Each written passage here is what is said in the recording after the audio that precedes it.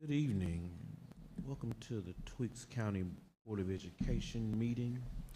To our online viewers and our in-person, we thank you so much for being here with us. Today is Tuesday, November 8th, 2022. The time is now 6:03. I hereby call our Tweaks County Board of Education meeting to order. May we stand for a pledge of allegiance and a moment of silence.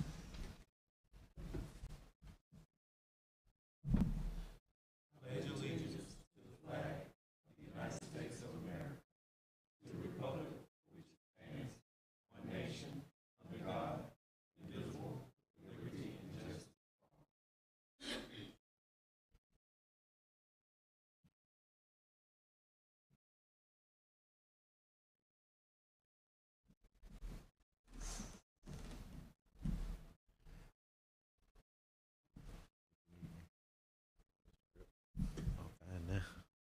This time, I entertain a motion to approve tonight's agenda, BOE regular session. Motion been properly made by Ms. Blackshear. May I have a second? Second. Seconded by Vice Chair Rouse. Any discussion? No discussion. I know by saying aye, raising your hand if you accept the motion to approve tonight's agenda. Aye. Any opposers? No opposers. That motion carries unanimously. Thank you. At this time, I call for a motion to approve our minutes from our October 4th, 2022 BOE work session.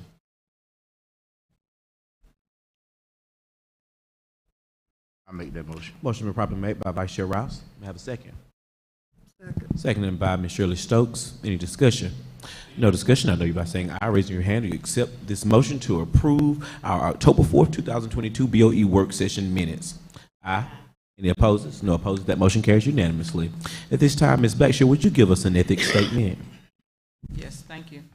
In accordance with regulations set forth by the Georgia Ethics Commission, it is the duty of every board member to avoid both conflict of interest or interest. Does any board member have any non-conflict of interest or scheduled on our proposed agenda?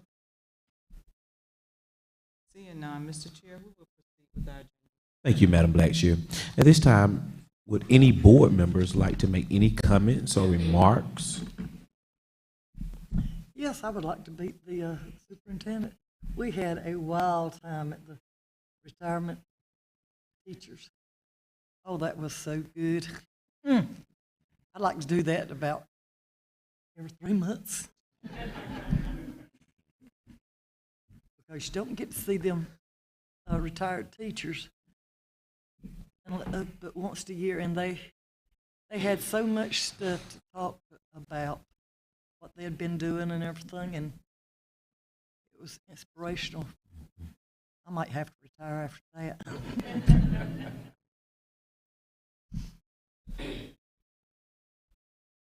Thank you, Ms. Stokes. I want to echo those sentiments. Job well done. I told Dr. Bullard if we had to give him a grade, Ms. Blackshear, he would have gotten an A+.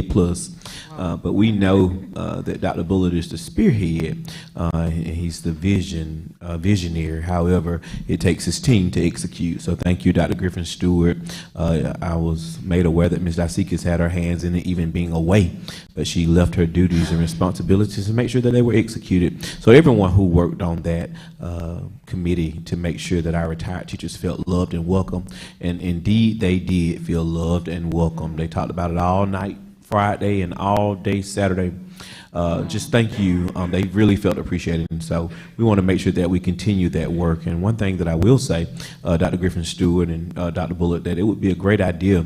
It was good to see Ms. Jenkins and Ms. Boston in the audience to fellowship with retired teachers, but it would be a great idea if our leadership, our professionals who are in the leadership program right now, and in addition to our Teacher of the Year, I know instruction is important in time out of the classroom. We want to minimize as much as possible, but it would be a good idea just to see some of those people, to hear how great Tweaks County was, Mr. Mike, 50 years ago, 30 years ago when they started. And some of those older people have been retired longer than they've been working. So it's just good fellowship, and to hear the stories of how great Tweaks County has done a good job in producing people like your board members. So if we can get them over here for our next, and the community felt some type of way. Dr. Bullitt, they wanted to be in attendance. I told them that our boardroom doesn't even hold all of them. So what we want to do, and this is something that I would love to play a part in, Dr. Bullitt, is possibly run that back in the spring, and we'll make it a community event as long as the central office takes care of inviting the retired teachers. And we'll take that bill and make sure that we have all that Mr. Dixon prepared. I won't even tell you what the spread was, Mr. Mike, but it was a spread. So we thank him for that as well. Any other board members have any comments or remarks? I would just like to say congratulations to our teachers of the year, Ms. Williams, Ms. Wimberly, and Ms. Pearson for being the teacher of the year for our county. Congratulations to all of the teachers. And also, I would like to say today, congratulations to all of the kids that received their honors award today. My grandbaby was one of them. So congratulations to all of our students. And last but not least, our cancer awareness program that we had on 29th of October, it was a great success. I mean, the candidates were so happy, it was so amazing. So I appreciate your prayers. I appreciate your donations that was given. And I definitely appreciate Baker and his team, Trevante, to our cameraman, to all of you that helped me through this process. It was great. So thank you again, community, and thank you, Tweeds County. Thank you, Ms. Blackshear. Ms. King, do you have anything? Thank you. Job well done, Ms. Blackshear, on spearheading the community outreach for our cancer survivors and our people, our stakeholders who are struggling or battling cancer right now. Job well done. Keep doing that work. Someone has to do it, and what other person to lead the team than yourself. I want to echo also that the community has been very busy. They did a trunk or treat in the city of Jeffersonville, and then they ran it back and did a fall festival. It looked beautiful.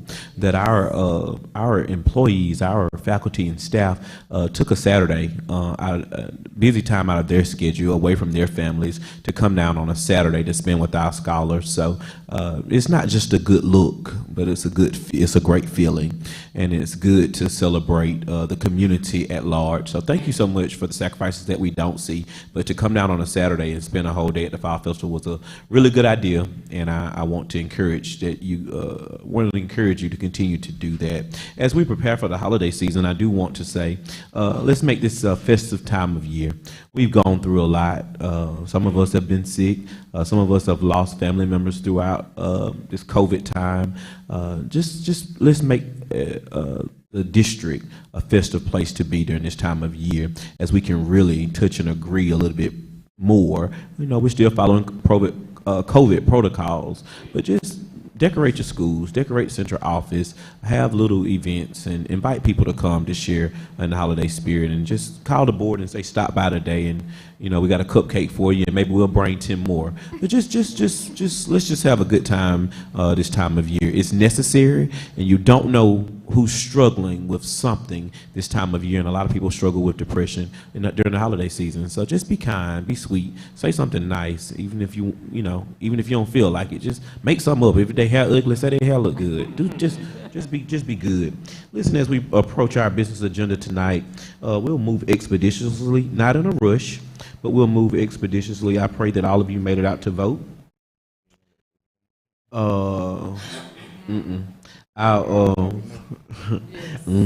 vote. I pray that everyone voted. And if you did not, you have about 45 minutes. 45 minutes to make it there. Dr. Bullitt said, go do it. Yes. No, Dr. Bullitt said, go do it. Board chair didn't say, go do it. Yes. Now, we know that all of us have voted. So thank you. Dr. Bullitt, I yield to your comments, and we'll move right into your district request, business agenda item A. Thank you. Thank you, Mr. Chair, Vice Chair, board members, and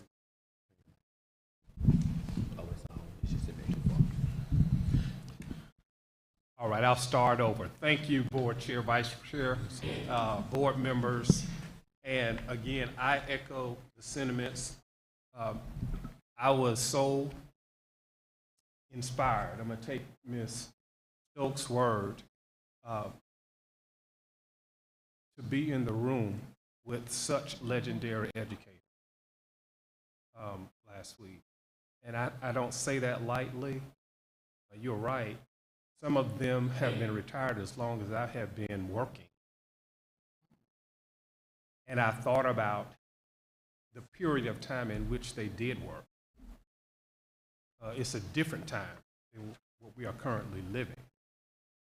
And I mentioned about my own family and their experience with education, going from segregation to desegregation, and then us in our work period going into this COVID experience and seeing them. A lot of them wore their masks, older. And I sat there and I processed that those were some champions. And they said that they would get on Facebook and they would see their students, and their students were doing good. Man, that said a thing to me, and I talked about teachers being more than individuals who just teach content. They actually build human beings. They build their self-esteem. They build them by encouraging them. They build human beings who feel confident to go on to the next stage. People who don't always enter into a classroom feeling confident. Their encouragement and their feedback inspires and builds and motivates. And they leave the classroom feeling, I can do it. That's what teachers do. That's what they do. They are architects of the soul. And when they see their students achieve, that is the building that they construct together. We are a district with a vision, and that vision is to generate excellence. One team, one goal, and we do it by inspiring, by challenging, and preparing all students to compete globally. They were examples of that, and I want to thank them for sharing their stories with us and coming out, and we definitely can do that again in spring. I need a little bit more of that encouragement myself. Twiggs County Families and Community, we are entering into our second 4.5-week progress report, and JES did have their Honors Day today. I know the middle high school is preparing to have their Honors Day program in the next few days as well. And parents, look for progress reports to come home on November the 10th. That's going to be next week, but look for on the 16th. On November the 16th, look for those progress reports to go home so you can see exactly how your students are doing in the second 9 weeks of the school year. Remember, families and community, that this coming Friday is a federal holiday. It is Veterans Day, and the school system and the schools will be closed this Friday. So make sure you have plans for supervision for your children on this Friday. Also be careful. I'm watching the news and have been watching it all day in reference to Hurricane Nicole. Hurricane Nicole is expected to touch down in Florida sometime tomorrow. We are expected to experience some of the tropical force winds on Thursday. So we're watching, and we'll keep the families notified. Our fire chief has called me today and said that if we need to make some decisions about school closure, we'll let you all know before Thursday morning. We are expecting tropical force winds on Thursday, but we'll keep the community informed. So watch the websites for any information in reference to storm closure. Thanksgiving is approaching. Monday the 21st through Friday the 25th, we'll be observing our Thanksgiving break, and students will return to school on the 28th. I also want to point everyone's attention that basketball season has begun, and we want everyone to come out and support our middle school basketball teams. The schedule can be found in multiple places. It's on the middle school website. It is on Facebook for middle school. It's on the district website as well, and on the athletic department website. You see it there on the screen, but please, we want everyone to come out and support our middle school student athletes as the basketball season begins. And I want to join Ms. Blackshear in congratulating our Teachers of the Year for Twiggs County Middle and High School, Ms. Jessica Wimberly for the middle school, and for the high school, Ms. Erica Williams. I also want to congratulate JES Teacher of the Year and Teacher of the Year for Twiggs County Public Schools, Ms. LaToya Pearson. Those ladies represent us so well. They were elegant. They are elegant.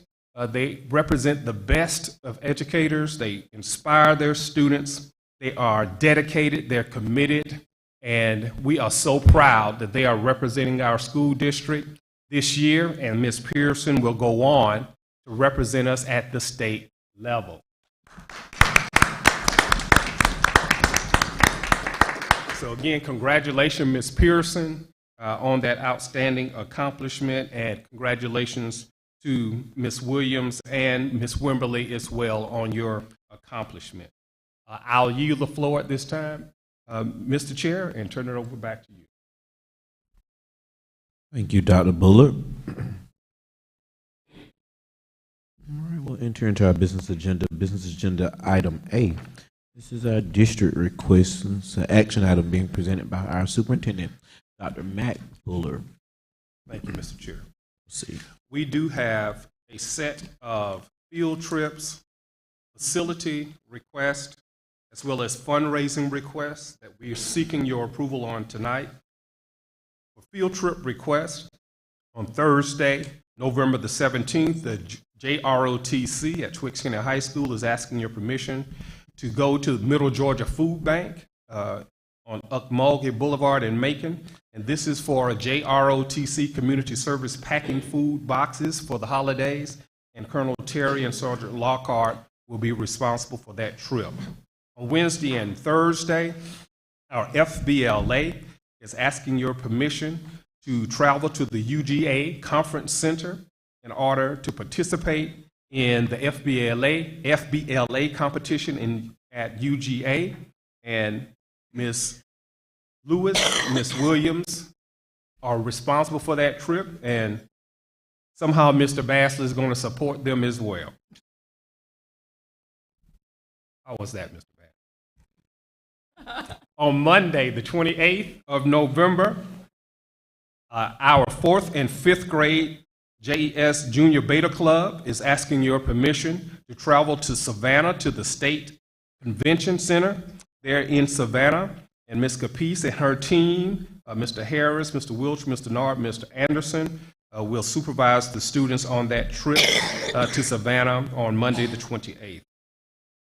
On the 30th of November, the JES would like to take the 4th grade students to the Coca-Cola World of Coca-Cola down in Atlanta, and this is to study the historical background of Coca-Cola. There's a writing assignment and measuring and math assignments associated with that field trip as well, and that's for 4th grade on the 30th of November. On Wednesday through Friday, the 30th through the 2nd, the middle school Junior Beta Club would like to take their students to the Savannah Convention Center for the State Junior Beta Club competition as well. Ms. Sampson, Ms. Vinson, Mr. Stevens, and Ms. Williams will be chaperoning the students. JES would like to take their 3rd grade students to the Grand Opry House in Macon on Wednesday, December the 7th, and Ms. Capice, Mr. Anderson, and Ms. Green will chaperone the students. And finally, for field trips, Mr. Nard and Ms. Stevens would like to take the 1st grade students to the Southern Cypress Christmas Tree Farm on the 13th, which is a Tuesday of December, and they're going to be evaluating and looking at the basic needs of plants and animals on that field trip. Board members, you see on your on your document that there are two facilities requests. I'm going to only mention one because I do want to do a little more homework on one of the requests prior to asking your approval on it.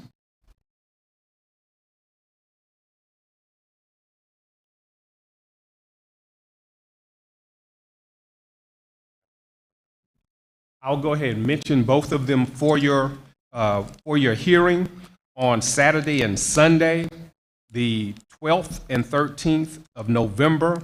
The Twiggs County Youth Athletic Association would like to utilize a school bus to travel to Montezuma, Georgia for a football tournament. And on Saturday, the 17th of December, Mr. Michael Washington, one of our loyal head custodian, would like to use the JES gymnasium for a Christmas ball representing his family on that night. And finally, the fundraisers that we would like your approval on, coming from Twiggs County High School, the Beta Club would like to sell popcorn and Capri Sun drinks to raise funds for their convention and leadership summit, November 1st through the 30th. The Beta Club at the high school would also like to sell homemade baked goods in the afternoon transition, again to raise funds for their leadership summit and Beta Club convention, and that's December 1 through 16. And the Student Government Association and our National Honor Society would like to have a fundraiser selling the world's finest chocolate through the concessions and school store. And they're raising those funds to finance field trips and community events. That concludes our field trips, property requests, and fundraisers for this week. Thank you, Dr. Buller.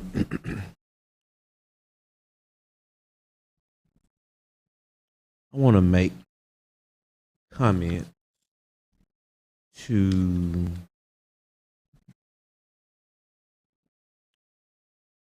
the facility request, and particularly the usage of our school bus. Does any board members have any conflict or hesitation on any other district requests?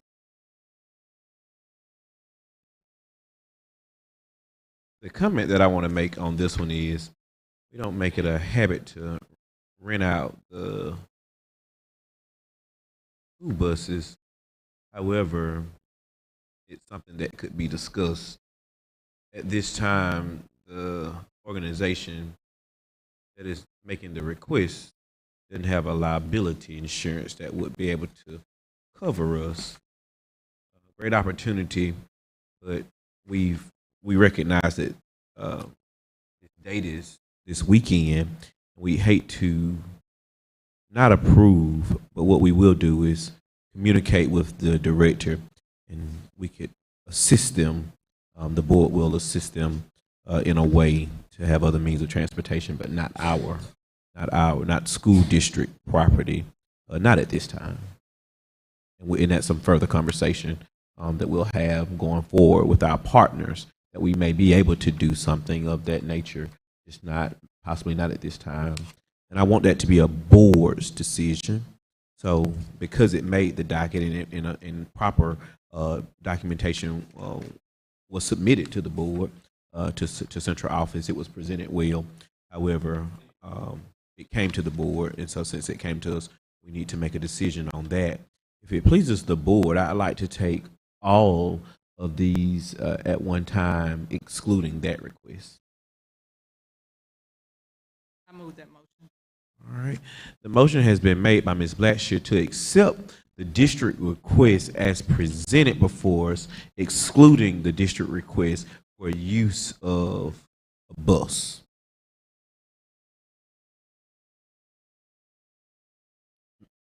Motion has been properly made by Ms. Blackshear, seconded by Ms. King. Any further discussion? No discussion. No, by saying aye, raising your hand if you accept this motion. Aye. Any opposes? All right, one opposed. That motion carries. 4-1. I want to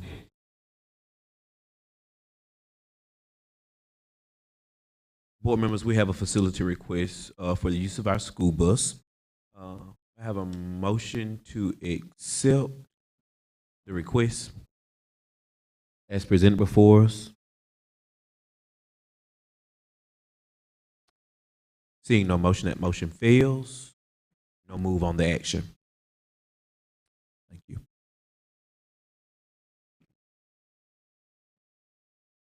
Any discussion? Proceed.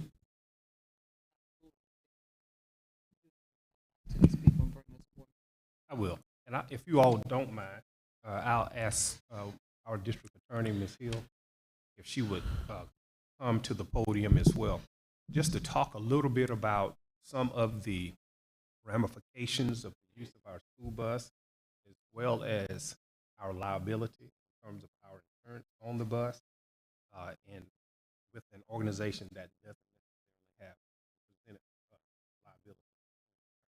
I'll give her an opportunity to talk a little bit about it. It'll give some more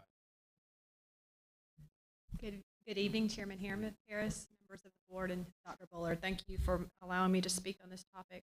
Dr. Bullard shared with me the request for use of school district vehicles and property form yesterday evening, and we have exchanged some emails back and forth today.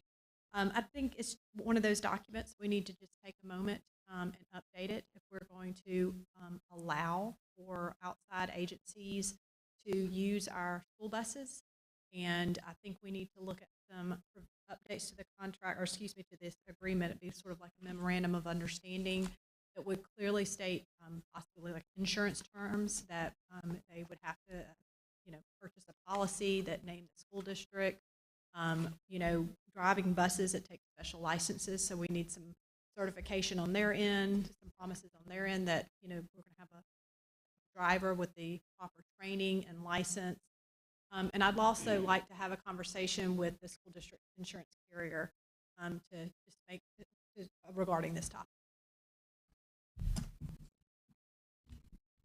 And the reason we presented it the way that we did, because the request came toward the end of last week, and saying that we get back to them today would only give them 2 to 3 business days to find other means of transportation, or just another day. You understand? So that's why we needed to make a move on it tonight. Not you can mess up their plans, and they possibly have to forfeit a game if we waited until Thursday to call them for a Saturday game. Makes sense.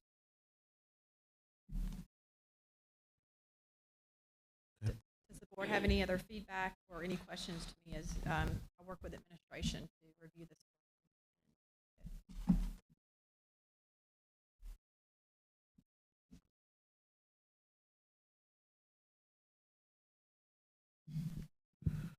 All right, business agenda item B. This is police vehicles purchase modification. This is an action item being presented by Chief Waller. Good evening, Chief Waller.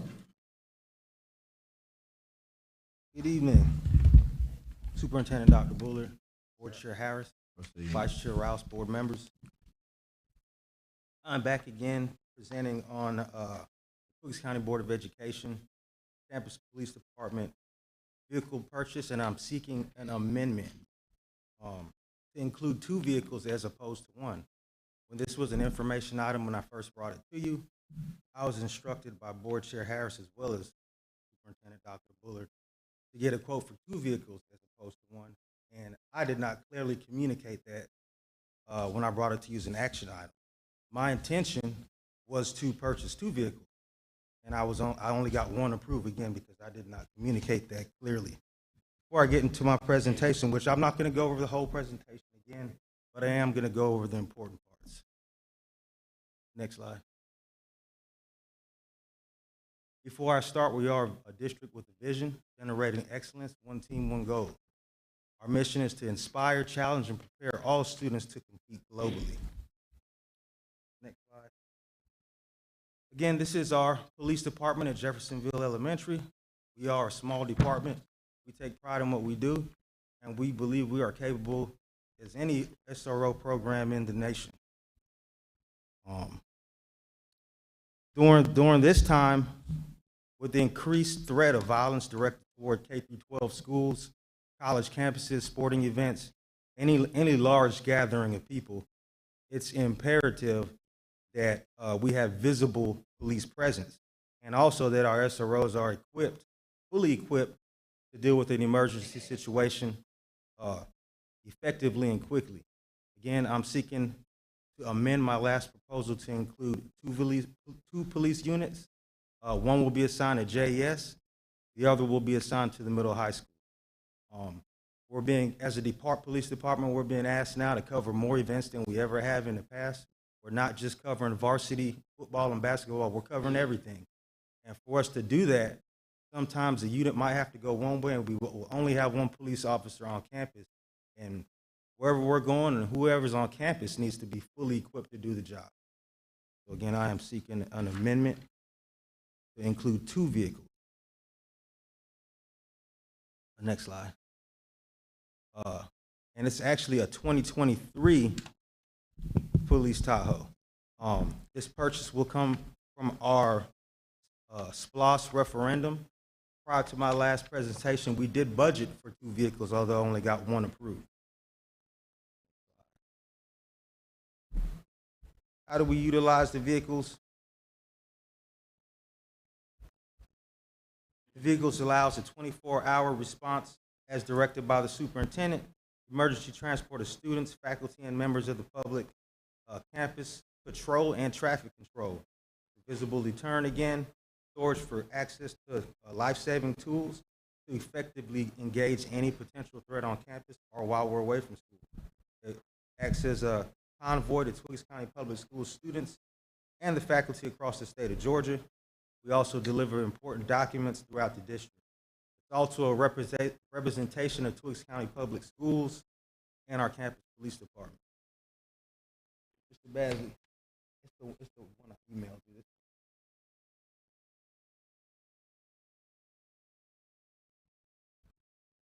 Can I ask you a question on Yes, that ma'am. one? It says emergency transport for students and faculty and members of the public. What does members of the public mean? Sometimes, unfortunately, we do have to transport members of the public. May not be going someplace they want to go, but sometimes we do have to transport members of the public. Okay, that's the situation. You didn't write that down, son.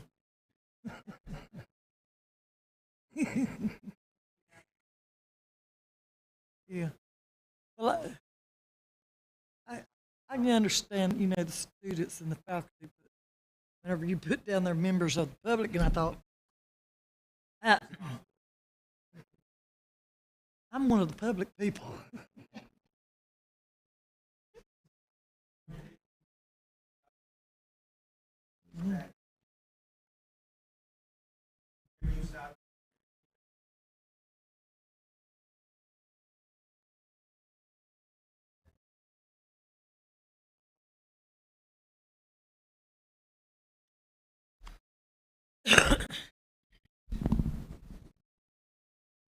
Keep talking.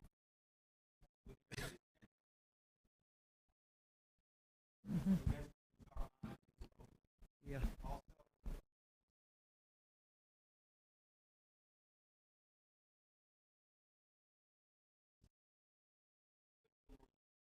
Mine. And when we are traveling, we're traveling with our sports teams. Fleet service records show that police vehicles have an average lifespan of 7 years, roughly 72 to 80,000 miles. Our current vehicle has close to 220,000 miles. My recommendation moving forward, again, I want to amend my last recommendation to include two 2023 Chevy Tahoes. Each of these vehicles cost $38,138, and they will be ready in March. That is my recommendation, again, to approve two police Tahoes for the district, one to be assigned to JES, one to be assigned to Twiggs County Middle High School.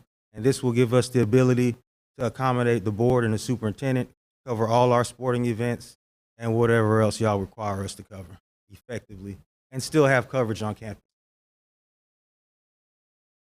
Thank you, Chief Waller. But we've heard Chief Waller's third presentation to get us some new campus vehicles. Good luck on approval, Chief Waller. I tell y'all all the time, when you ask for something from the board, you better ask right the first time. Asking the second might cause some confusion, but no, I don't think we'll have that issue tonight. Does any board members have any questions? Proceed.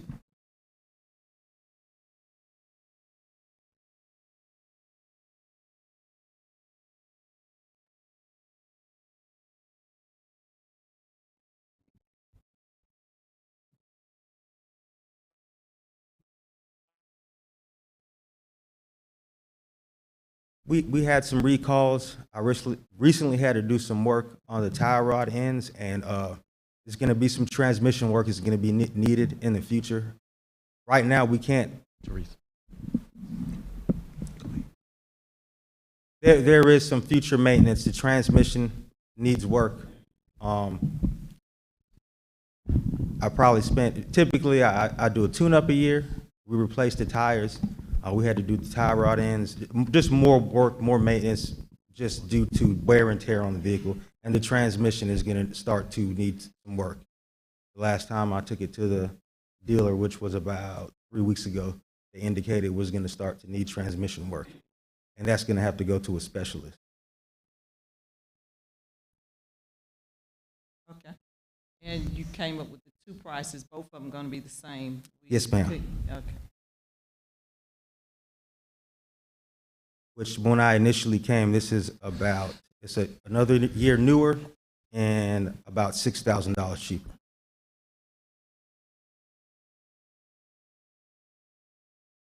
How much is this transmission gonna cost? I didn't get a quote for the transmission. I know you brought the one to us before, so were you kind of, we can make it with this one vehicle, we okay with the 2010? No, ma'am, it was my intention was to seek approval for two. I just didn't clearly communicate on my last presentation. Yes, sir. Mm-hmm. When it was an information item. That's correct. You got ready to sit down. Harris. That's correct. As you asked one, Yes, sir.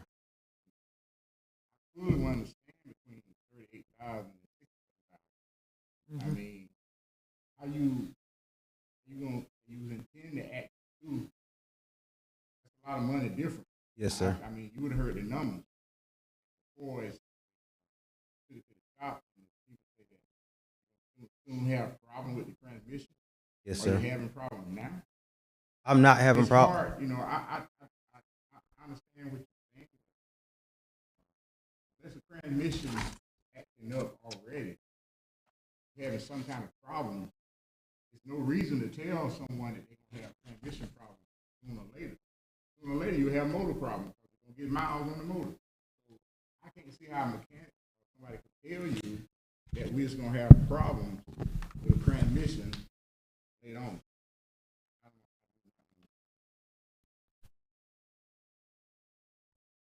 And as I'm talking, when you got up, you said, talking to Chairman Harris and Bullock, Yes, sir. then you come up with the two. Yes, sir.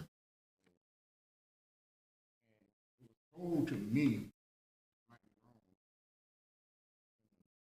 Bullock told me that when we hired Yes, sir. you already had looked into the vehicle from Atlanta, they were surplus. Yes, sir. Whatever happened?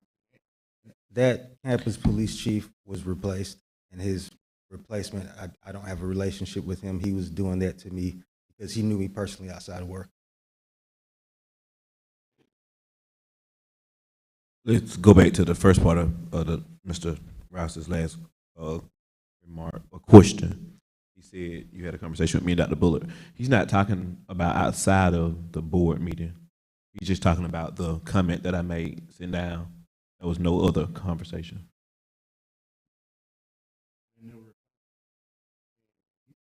Right. Mm-hmm. Mm-hmm.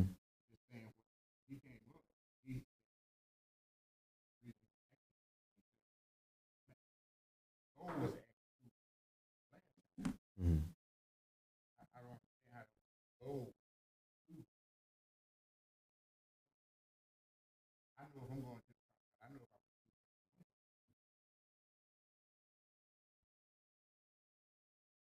And that was an error on my part. It was a miscommunication. At the last presentation, I did say I wanted to assign one to the high school, one to the elementary. And when I got the quote, I got the quote in the mind. And when we budgeted for it, when I came to you the last time, we were budgeted for. I just didn't clearly communicate that. So I apologize. Yes, sir. Yes, sir.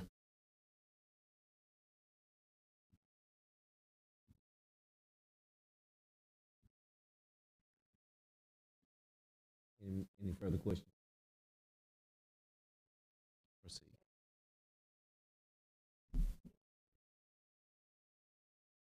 It can be used as a district vehicle. We can still use it within the district. I wouldn't recommend doing long trips in it, but it would still be in the district fleet.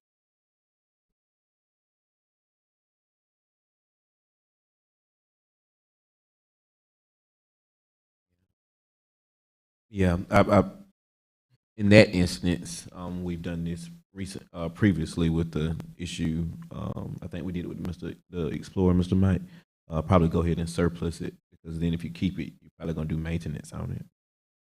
Kind of defeat the purpose. Proceed. Get a new one, you're gonna do every vehicle. Yeah, that's just 3 that you have to do maintenance on.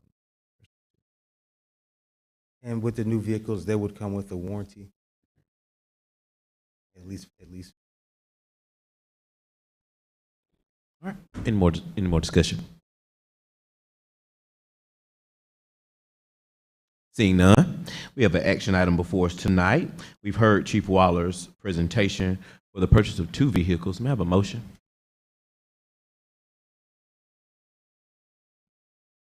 Motion been properly made by Ms. King. May I have a second? Yes. Motion's been properly made by Ms. King, seconded by Ms. Stokes. Any discussion? No discussion. I know you by saying aye or raising your hand if you accept the motion to approve 2 vehicles. Aye.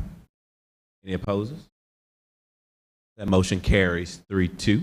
Thank you. Proceed.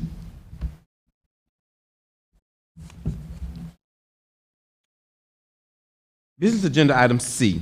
We love our students campaign.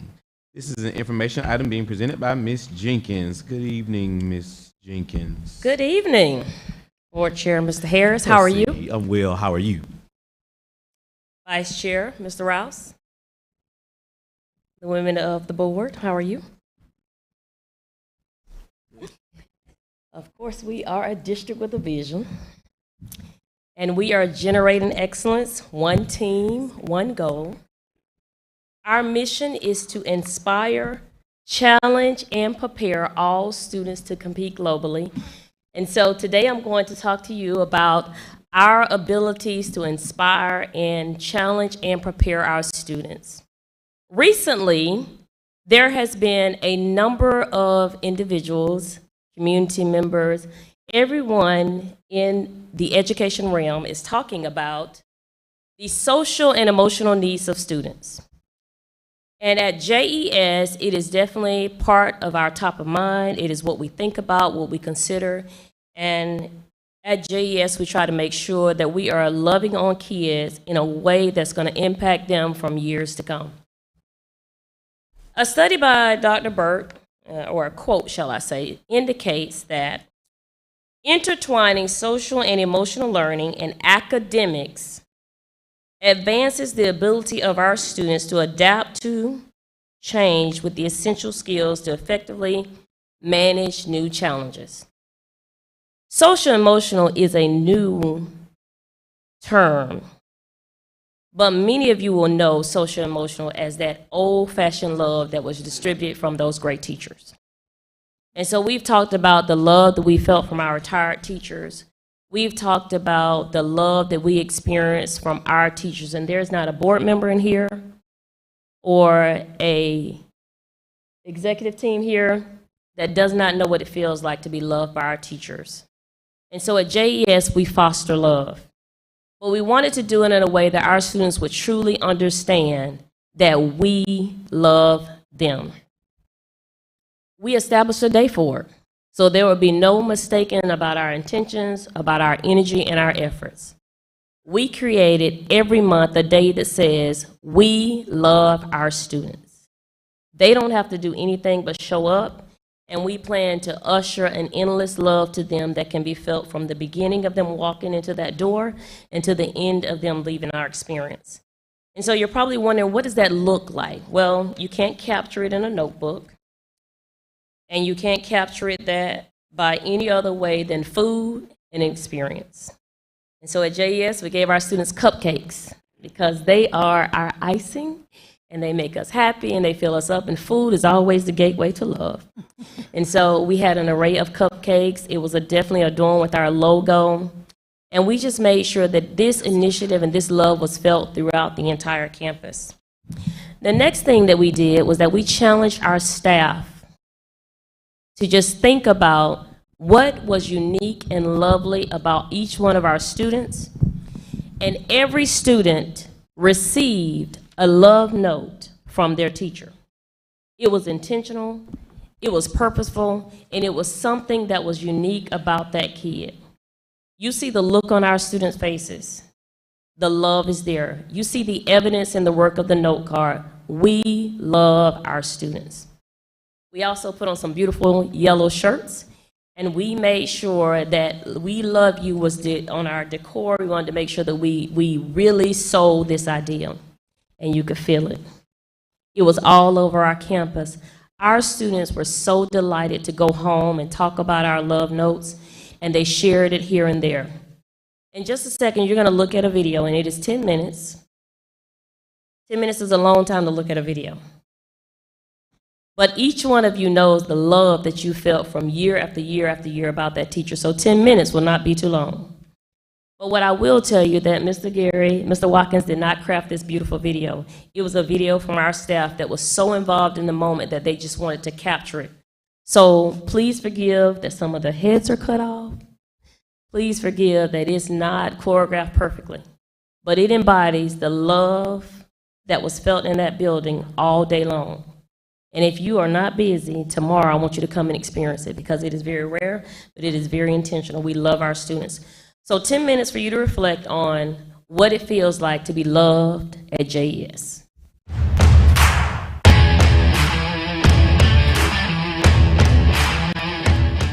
Miss Pearson, what does we love our students mean to you? Wow, we love our students means that we love them through the good times and through the bad times. We love them when they're having happy days and when they're having sad days. We love them and we celebrate them each and every day. That's what we love our students means to me.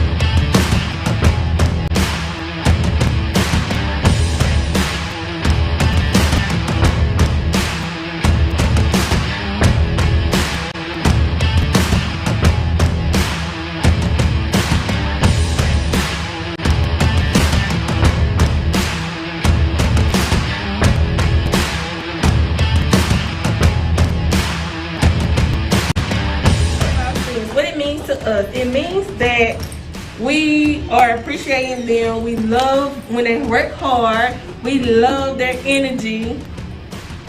We love the answers that we get from them. We just love them overall. We have so much love for our kids. We love pre-K.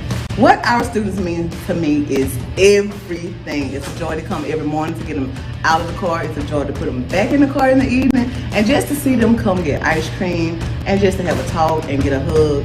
And I just love our kids. They are the best because JES is the best. What does we love our students mean to you? It means everything to me. We have some amazing students that come to JES. We have a great staff. But let me tell you about our students. Our students are leaders. Our students are smart. They're caring. They have great manners. And the best way to sum this up, I know everybody loves for me to sing. You know, they talk really bad about me when I sing, but you know, I really don't care because I'm doing it for the kids. So I think Whitney Houston sung this song, and it may have been Dolly Parton. Maybe not. I believe the children are our future. Teach them well and let them lead the way. And then you do a remix. Remix. I love you. You love me. You're a smart student at JES, and you deserve a great hug and a big kiss. That's what I love my students at JES. Students mean to you? It means social and emotional growth. Getting up every morning, walking through those doors, knowing that you're coming to make a difference in each and every one of the students' life that you come in contact with. I am so excited and so blessed to be a part of such an amazing team. We love each and every one of our students because JES is the best. best. What our students mean to you? This is Taylor Bradford. I'm a parent here at Jefferson Gate Elementary School. What we love our students mean to me is coming to work every day, making those sacrifices for our students, accommodation. It is just everything we are at JES because we are the best. We are committed at Jefferson Elementary School to educating our students, to loving our students, to helping our students reach their full potential. We love our students and we love to see them perform every day. What does we love our students mean to you all? It actually means that every single time that our students come down, it does not matter who, it does not matter what grade level, because we see the entire school body that we're going to love on all of them the same, each and every child. What do our students mean to you? It means reminding ourselves what's unique and special about each What student. does we love our students mean to you? All right, I am Dorothy Curry. I teach pre-K. My students mean the world to me. I look forward to coming to work every day. I love the enthusiasm they have when they come in the door, all the hugs, all the smiles, the growth and progress. I just enjoy everything about working with pre-K. Ed, I'm Pam Hogan.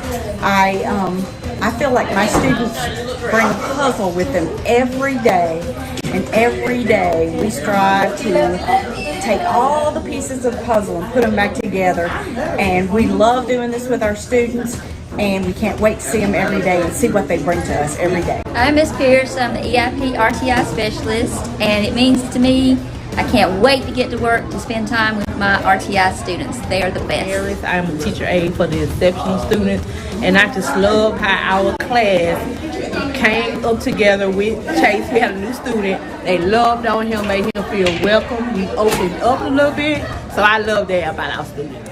I always like to go by the quote that students do not care what you know until they know how much you care. And I think knowing our students is the biggest part of letting them learn. It's actually the epitome of what we do as teachers. Our students are the center of everything that we do. Everything we do is about the students. And just this embodies everything that we do. Why do we do what we do? Because we love our students. Ms. Capiz, what does we love our students mean to you? Well, we love our students means to me is that every student is unique, and we do love them because JES is the best in academics, attendance, and attitude, and my children took it from there and even wrote, I love my teachers. So it has been an amazing day. When we say we love our students, we truly mean it. We love actually coming to work and having the opportunity to teach them, the opportunity to love on them, and the opportunity to plant seeds for growth. So when we say we love our students at JES, we truly love our students.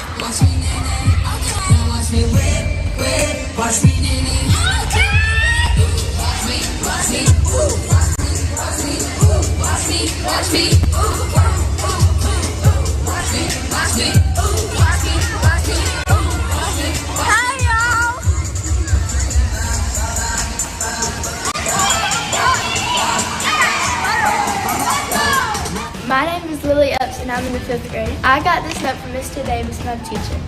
He says he loves me because of my competitive spirit. This made me feel really good whenever when he got to my part and told me. Mr. Davis says, what I love most about you is your competitive spirit and your eagerness to learn new things.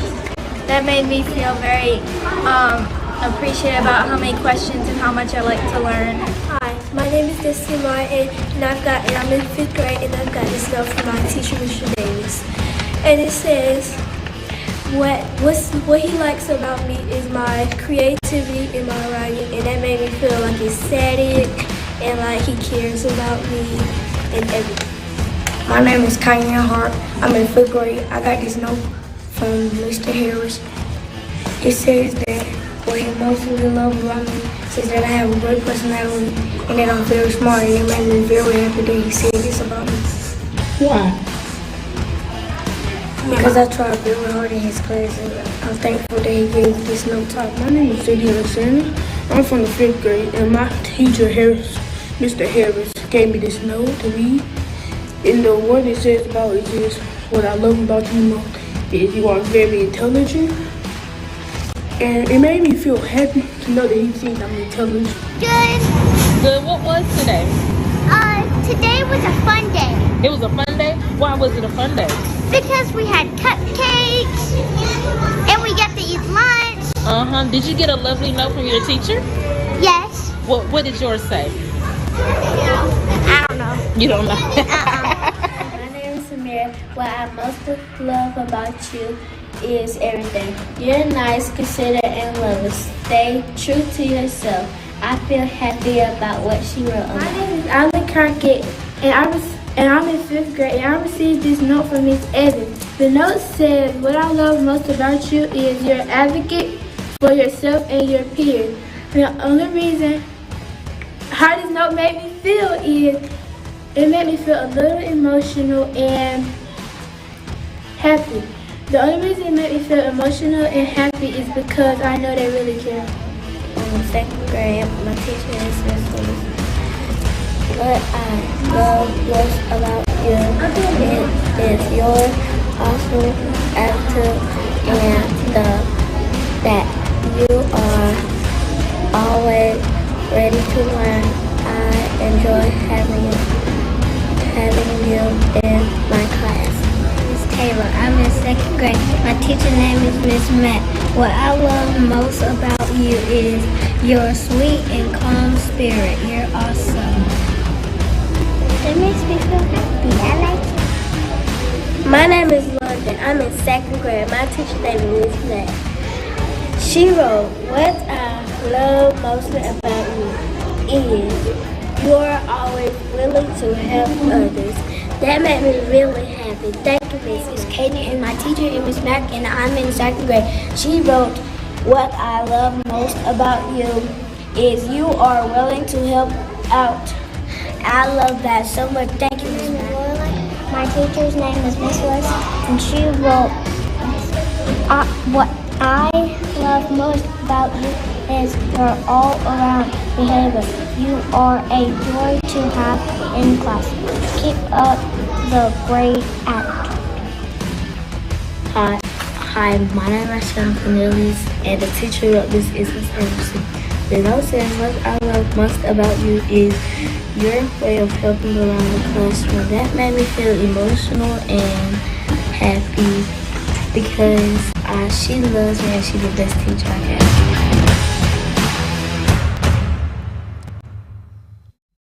I know. It makes me proud to say that I get an opportunity to work with some amazing kids. It was 10 minutes to you all, but I could watch it on the way home, on the way in. We love our kids. What I want you to experience is what our kids experience. So each one of you board members received a special note from the administrative team at JES. We love you too. And so anytime that you come in JES, just know that we are honored to serve in this capacity. I have a whole team of people that come up every day to make sure the kids are loved. And again, if you come tomorrow, you're going to experience our kids giving love to each other because we want them to be able to know that positive in and positive out makes a difference. So tomorrow they will be affirming each other. You can join us. We have a shirt for you if you go. Thank you, Dr. Buller. Thank you. Thank you, Ms. Jenkins. We appreciate the work that you, Ms. Boston, and Mr. Wilcher, and everybody in the building. You have truly created a great environment over there at JES. I want you to continue that work, as it is appreciated, and we love you too. All right. I would like to say that you can feel the love when you walk through that front door. You don't have to be told that you love us, because when you walk through the door, the kids and all the employees there, they show that they love the board members, the public, whenever they come up and all.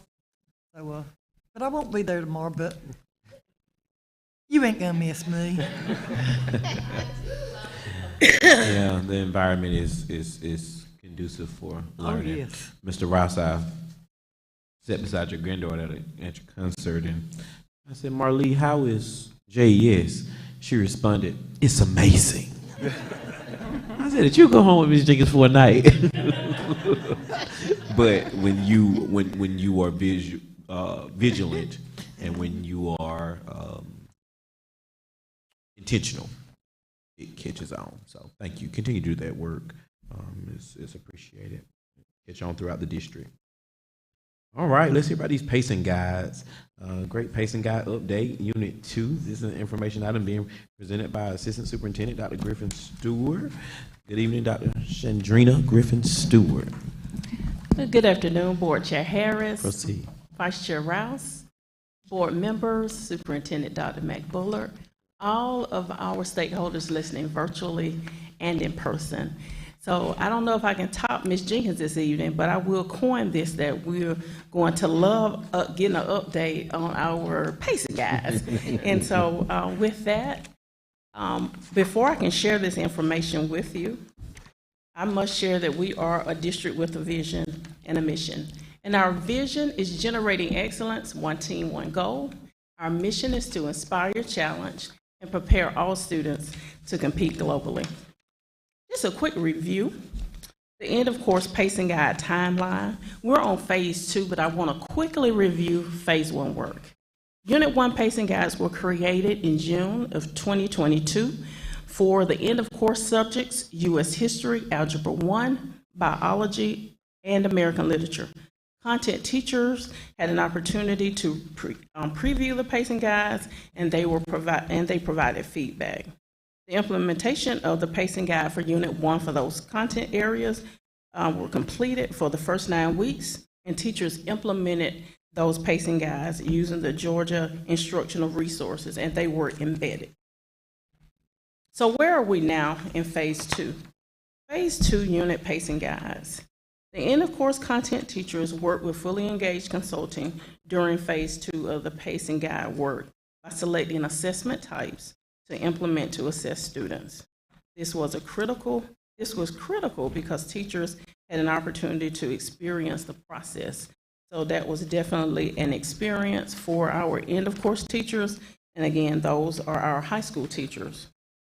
And so today, what I wanted to quickly show you is a demonstration of the American literature. This is Unit 2.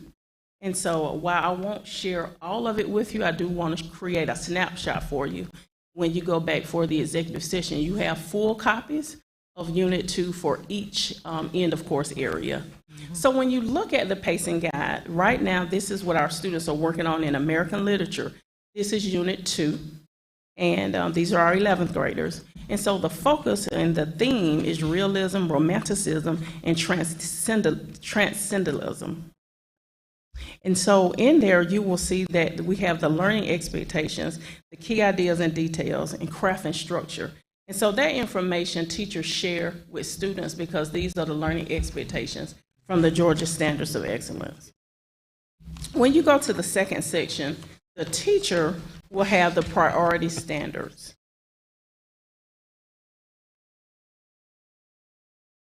So if you go to page 2, board members, you will see that there are priority standards, and those priority standards is what those teachers focus on for this time period.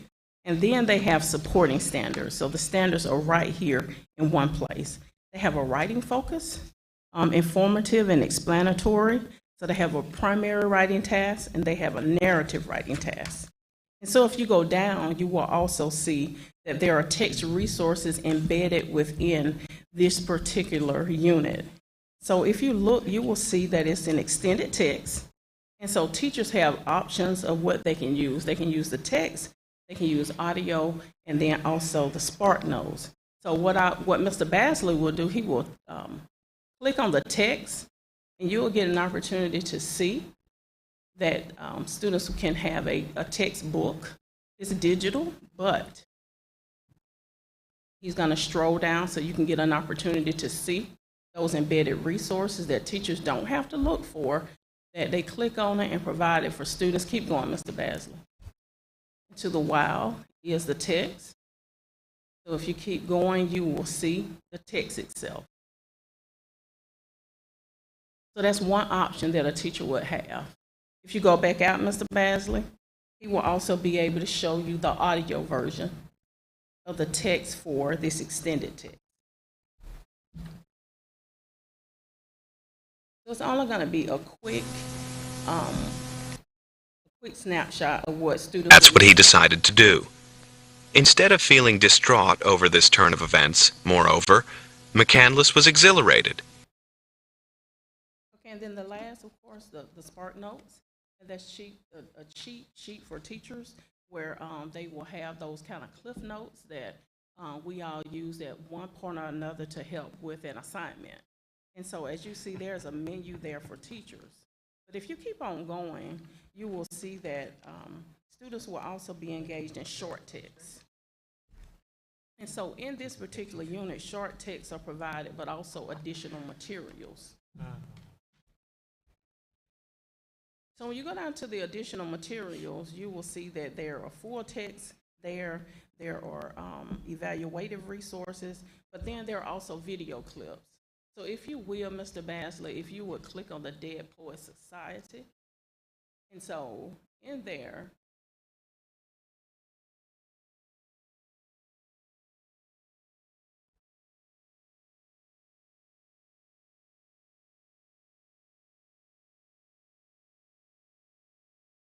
say it again, Ms. Basley.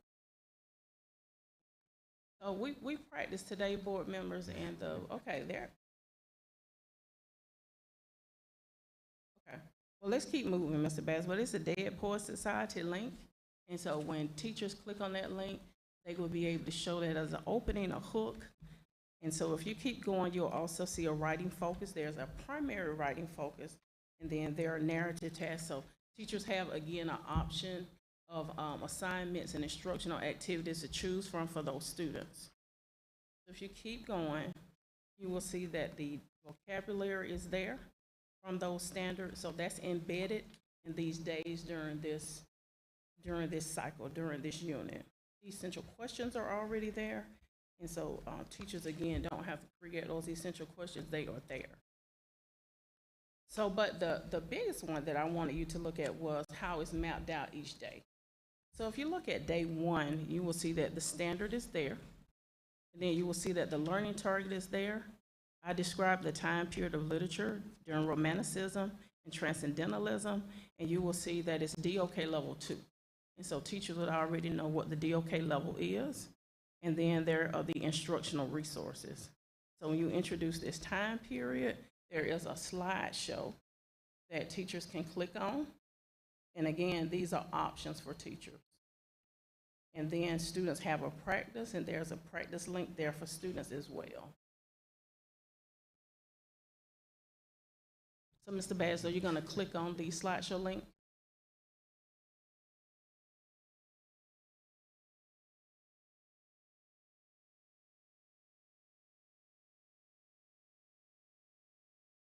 Okay, thank you, Mr. Basley.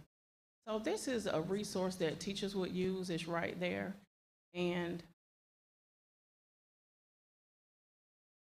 yeah, I wanted to go through that one.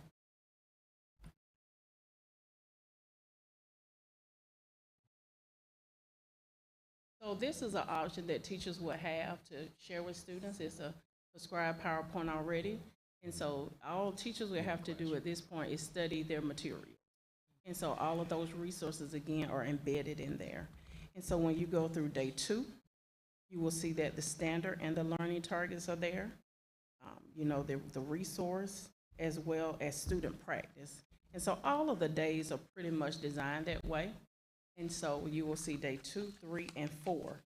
So again, the pacing guides for the end of course teachers for those high school end of course classes, this is designed to help the teacher navigate through the class with ease and accuracy, but also providing resources that students can use as well. So this is not just for the teacher. Students can use these resources as well, because what teachers do is pull this information out, send it in the Google Classroom, so students can use these resources as well. So if we haven't purchased a textbook, the textbook is already there. You can listen to it, or you can see a text version of it. And so we're trying to really equip our teachers. So if teachers are successful, it transfers to students. And so I wanted to give you an update on where we are. And you have a copy for yourself, because it's a lot. I probably killed 2 trees when I made those copies today, but I wanted you to have a copy for yourself. And then the last thing that we're doing is that we're starting on phase 3. That will be our last phase of work from January through March. The goal is for those 4 content areas to have that last unit in their hand before they leave for Christmas, because we want those teachers to be able to preview their material over the break so we can have a chance to talk about it. They get a chance to walk through to see what's in there. And then I'm at their fingertips along with Fully Engaged. So if something's not working right, then we all jive to say, okay, let's talk about it. But the goal for the pacing guide is to make the job easier for a teacher, and it makes it easier for students. So are there any questions? Thank you. Great presentation. I love the direction that we're going in with this. Having a pacing guide is a blessing. It's a great resource for students and teachers, but it also pushes you into another direction, and that direction starts a larger conversation. Having a pacing guide in place allows you to identify your areas of remediation or the need for remediation in real time. If a teacher is moving with the pacing guide and staying on track, we're going to have those students who fall behind, and we know that we don't have a co-teacher in every classroom in the district. It pushes the conversation for me to after-school opportunities. That's a larger conversation that hopefully we're having right now. But this would help those after-school teachers as well. But just talking about the remediation piece, because if you really want to stay on target, you can't reteach 3 times the same lesson. So that's just my little thought. But this is amazing. It's what we need. So yeah, I just that after-school piece is important. I know one of the issues that we had with our after school years ago was the transportation. So that's a larger conversation. I just want to mention that, but great presentation. I love this, and I think we're in the right direction, so thank you. All right, thank you, board members.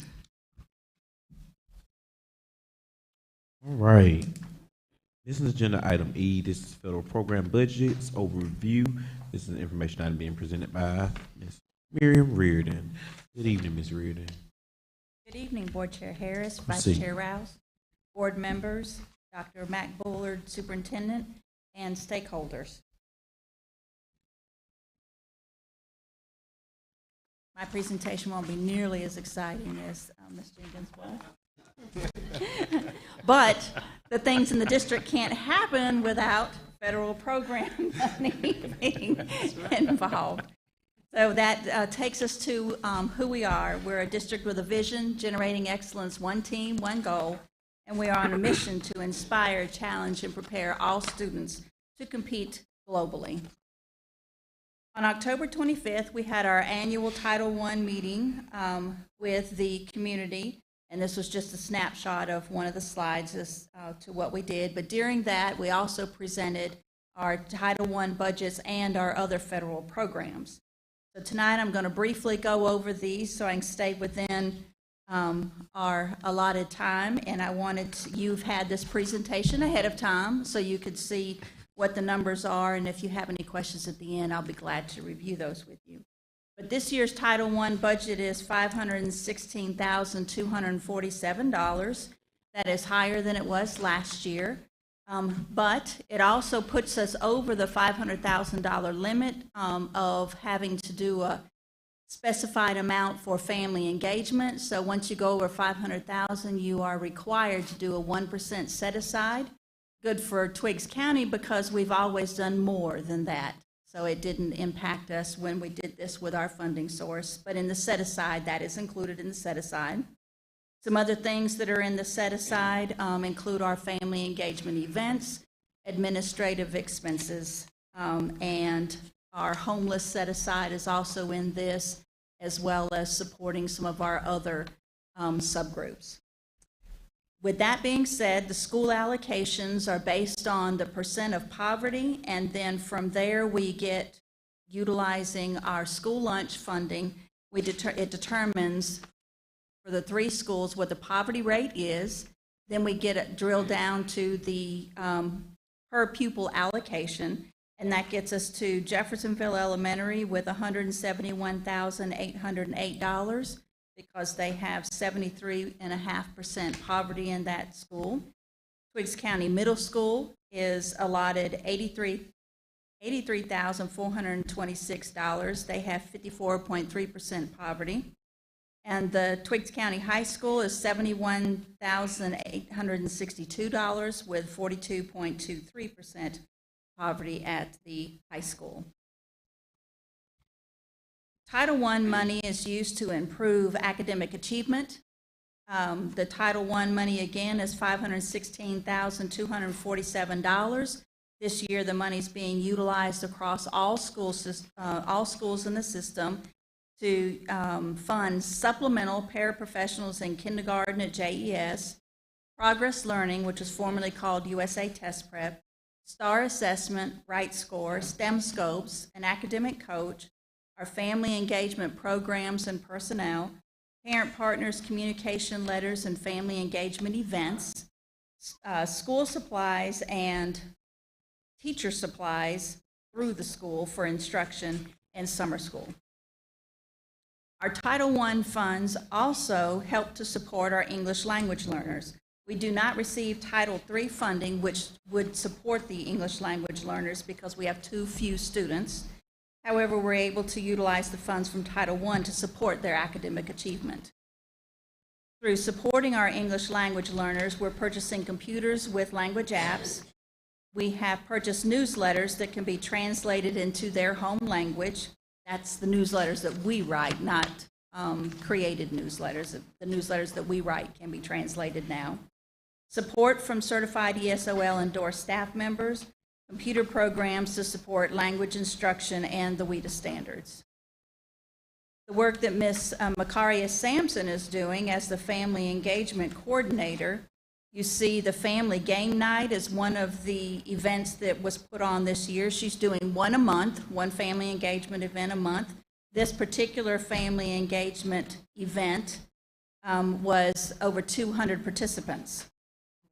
Another family engagement event was the book tasting evening, and we had over 100 participants that evening. We've also had the family fitness night, and then coming up next week, we have 2 virtual STEM nights. One is a STEM night, one is a math night. We have partnerships with stakeholders that you can see there, some of the partnerships that we have. Some of the other family engagement opportunities are parent conferences, instruction on the parent portal, the surveys that we do each year, event evaluations, monthly family engagement events, the resource center that is now housed at the middle high school in room 501. Twiggs Basics is for our birth to 5 age group students, town hall meetings, curriculum nights, and social media. Some of the technical assistance for the parents is the Infinite Campus Parent Portal. She works with the Google Classroom. She helps out when we go to a virtual platform. She helps the parents out with that. And this is her Google Voice phone number. We also have Title II funding, which is for improving teacher quality, the teacher and leader support and development. The purpose of Title II is to improve the quality and effectiveness of teachers, principals, and other school leaders.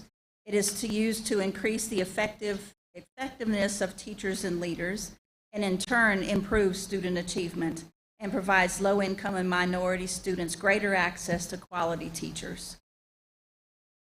The Title II budget this year is $65,614. It supports our induction program for our new and inexperienced teachers, our mentor program, professional learning, and recruitment within the district.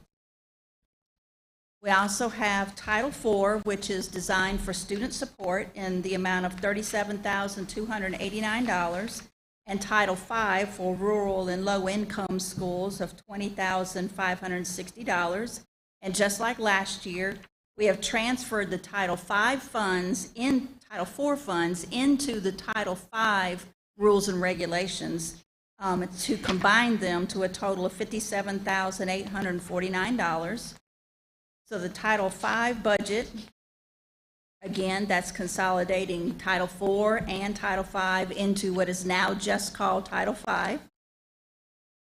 $57,849. It supports our PBIS program, behavior and data tracking software, reward and incentive software, professional learning such as the Model Schools Conference and PBIS conferences, and summer school.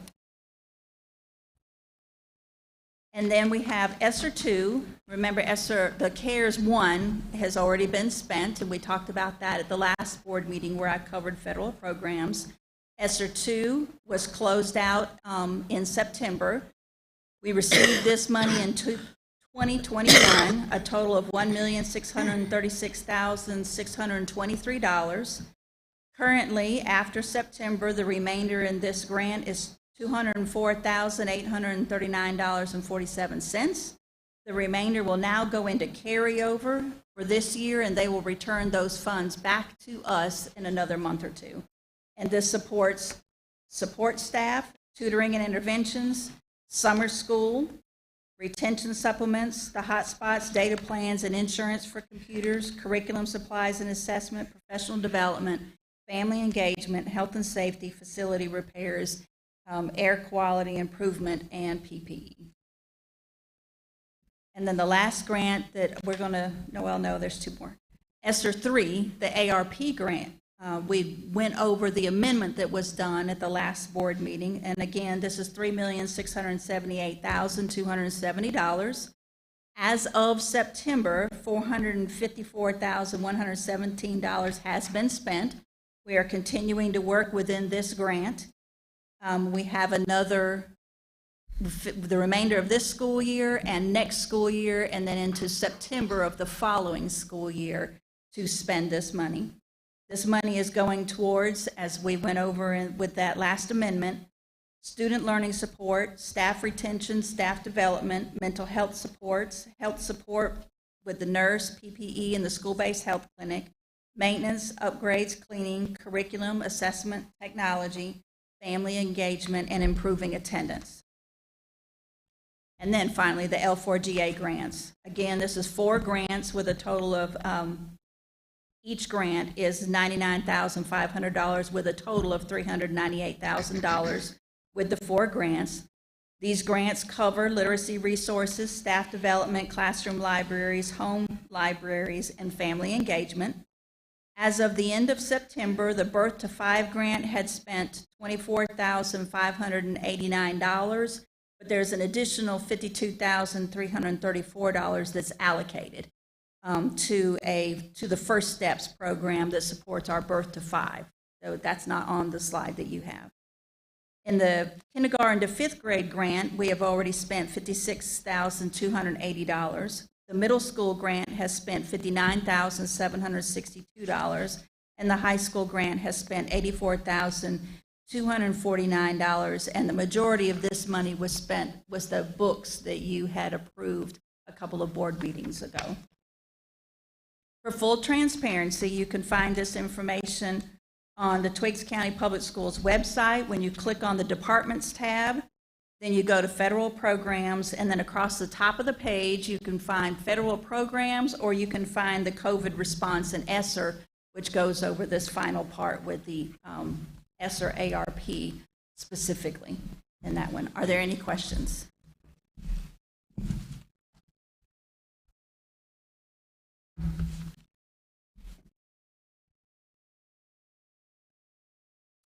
Seeing none, thank you, Ms. Reardon. Thank you. Business agenda item F. This is a draft East Blos referendum. This is an information item being presented by Mr. Collier McKenzie. Good evening, everybody. I'm Good glad to be evening. back in Twigs. I'm here tonight with Bill Camp from Raymond James. He's going to go over the slideshow and present some of the financial information about the current SPLOST and then the proposed SPLOST and a proposed amount authorized for bond issue. And then I'm going to go over the little bit that'll need to be gone over after that with the referendum resolution and the project. But it's just an information item tonight. We're not asking you to act on anything.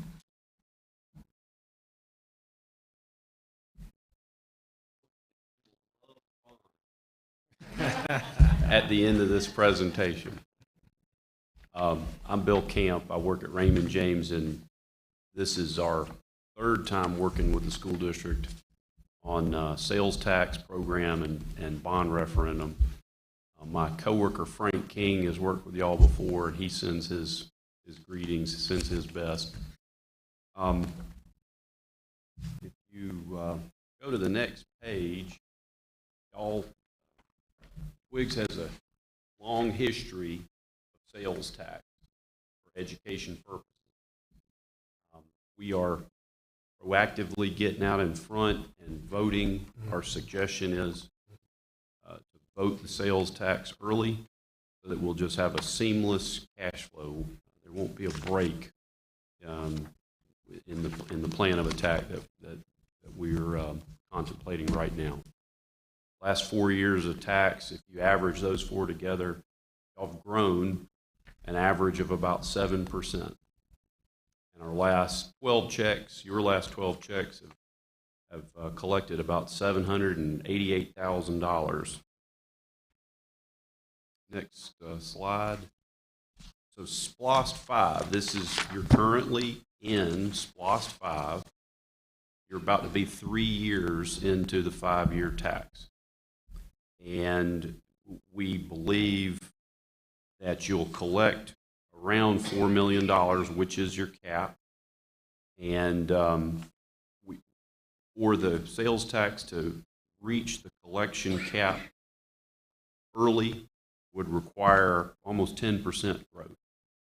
You vote the SPLOST for a certain time period, up to a certain time period, 5 years, and a not to exceed amount.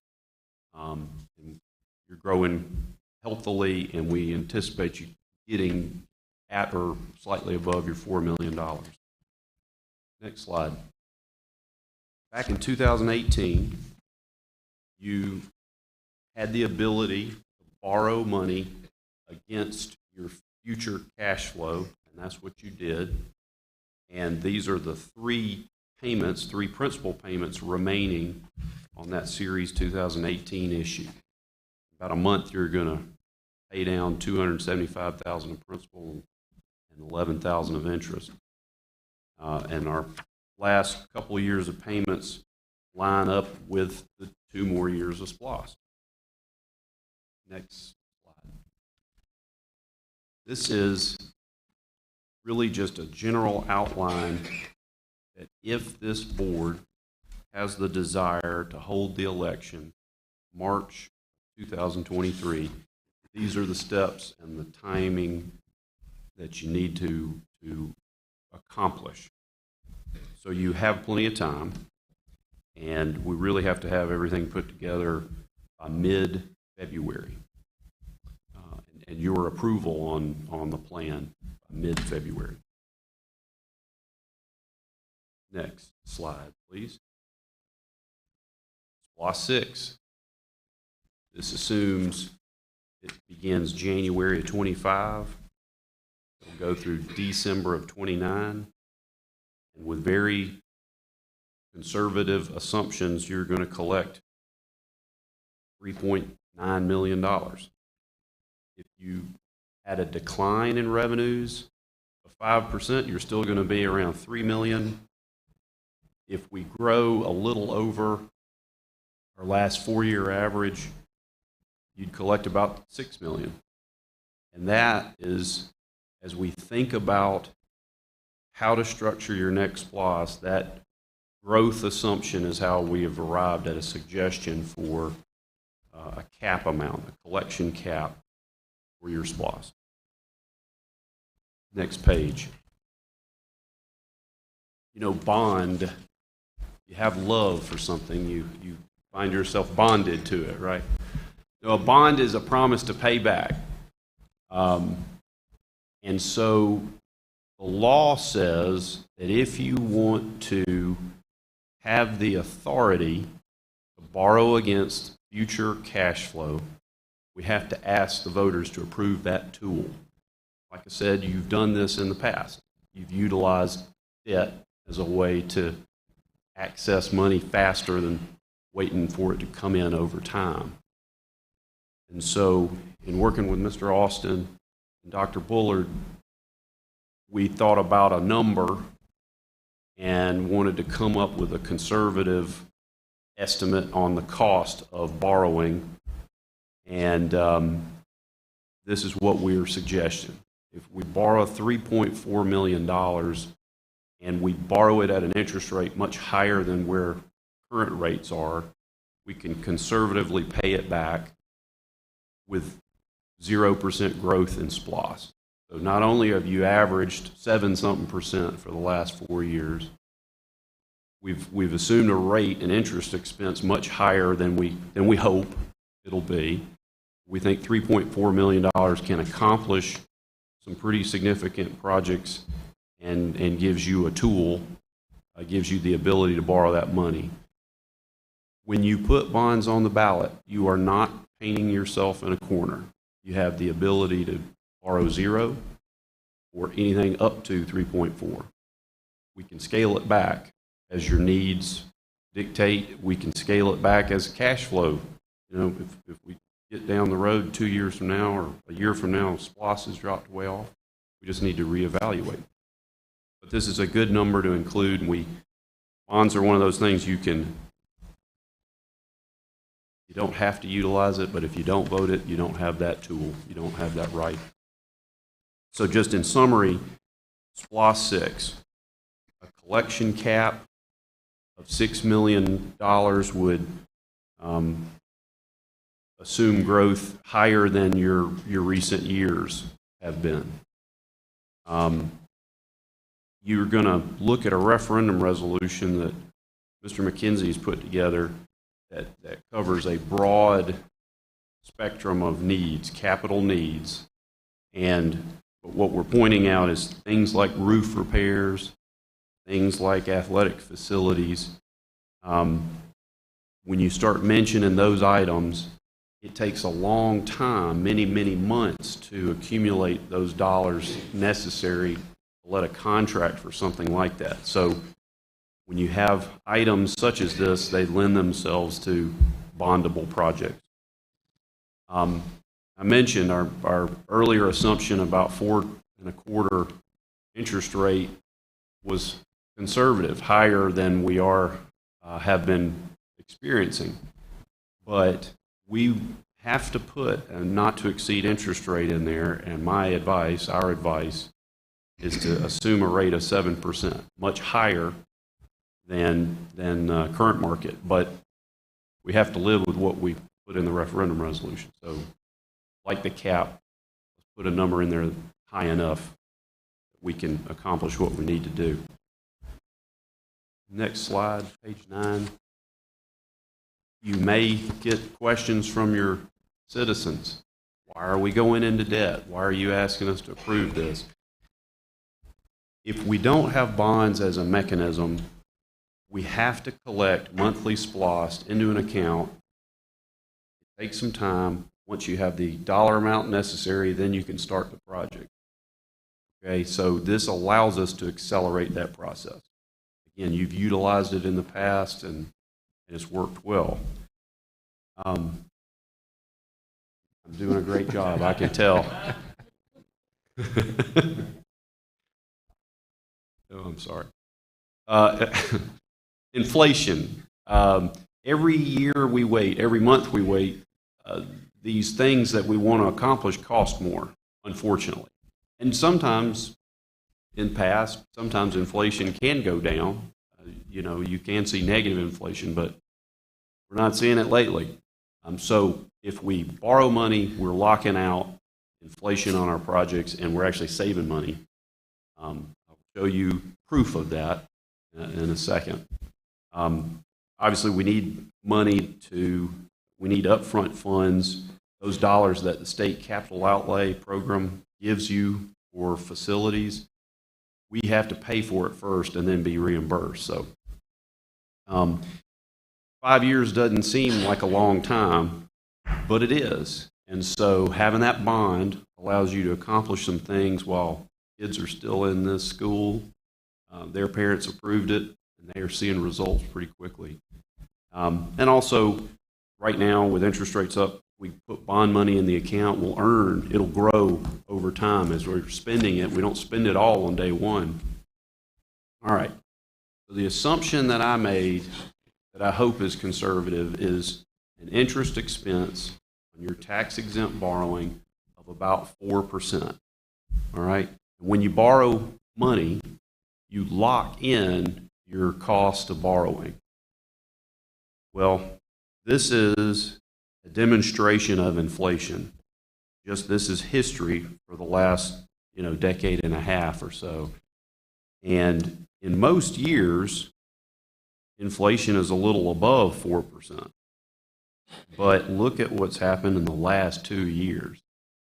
If you hadn't borrowed money and started your projects in 2018, we would have suffered and not been able to do everything that you did do with those bond proceeds.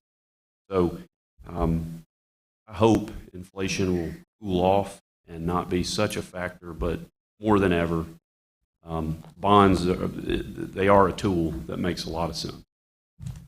I went through that pretty quick, and I apologize. If you have any questions, I'm happy to try to answer them. If not, I'll let Collier McKenzie have the mic.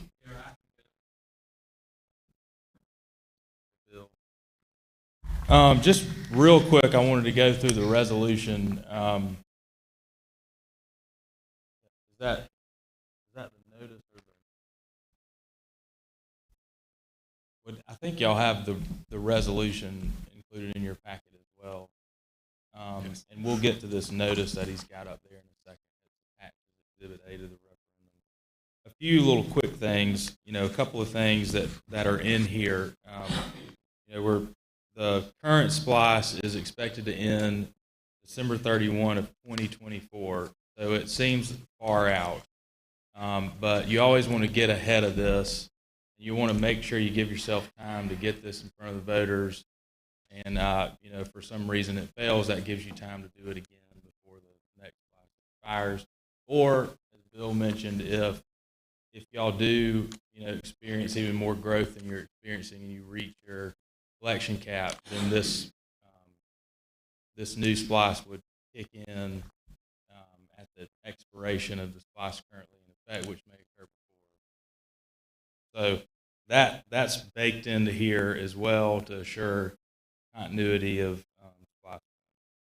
And then we've got authority for a maximum of up to $3.4 million in bonds that you, like Bill said, you don't have to do it. You just have it there for the district to use if it needs it for projects for the district. And then we've got that max cap, as we call it, for the SPLOST collections, which we have to put in under Georgia law, or we wouldn't. So let's just kick it to the Exhibit A, which is that notice. You can just keep that up.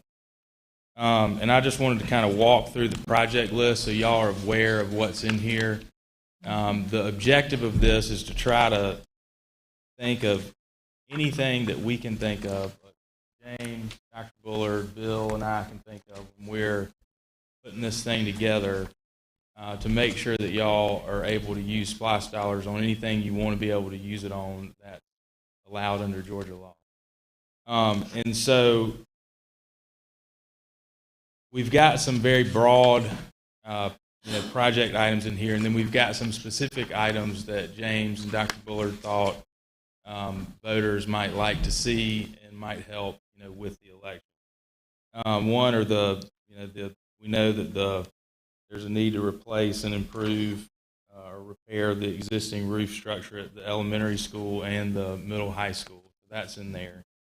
And we know that the district for a while has wanted to do projects with athletic facilities, football field, field house, restrooms, and other support facilities there. And then we know there was a need for technology improvements, business and administrative software, instructional software. So we've got a lot of extra legal words to make sure that you can actually install all of that when you get it like you're supposed to, and all the equipment that is needed goes along with that.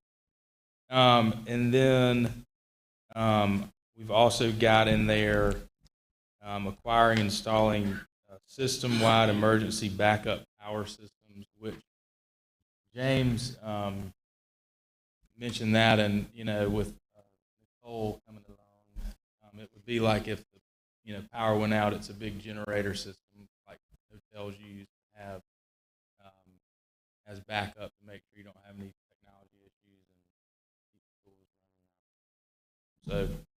running. So that's the project list. Y'all have got time to look at that and decide if some of the things that we thought would be good to put on here or that are priorities for the district are or are not priorities.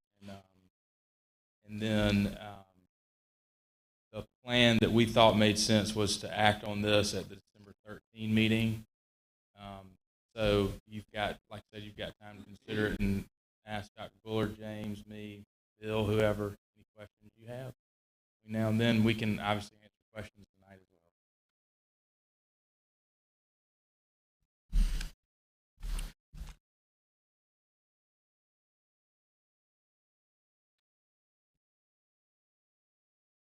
Who determines which one of these projects is done first?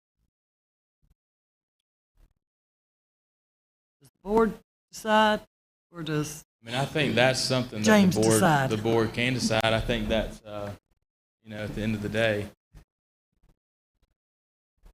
you are the board, but I think that's just how y'all have got that conversation I have with the superintendent and all that. And I'm sure, to some extent, it'll be need based. If you've got a roof that's got to be repaired, then you got to repair the roof. And it's good to have that bond mechanism in there. If you need to do multiple projects at the same time, make sure you can do that. Or if you get some of this excellent grant funding that you want to be able to couple it with, and it's got timelines or something, you need to be able to use large sums at the same time.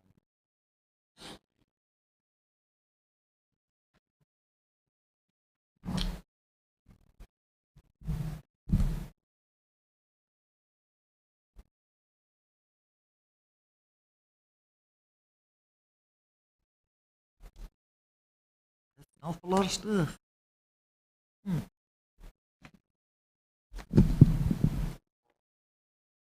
That's right. I think it is. That's the only thing I don't see on here is kitchen sink. There should be a cafeteria.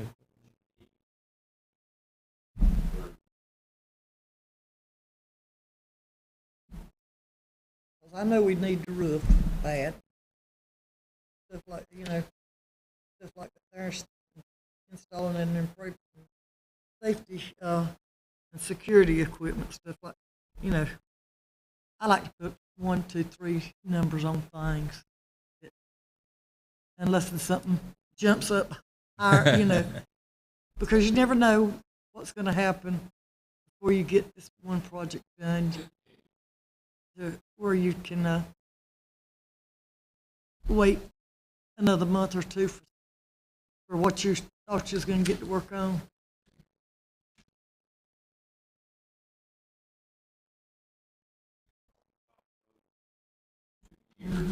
Yeah. Yeah.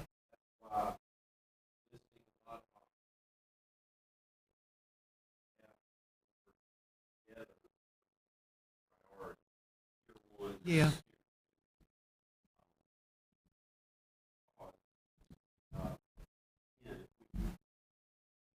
Lay it out in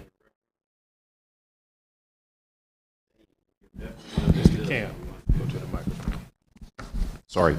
If you lay out a priority order at this point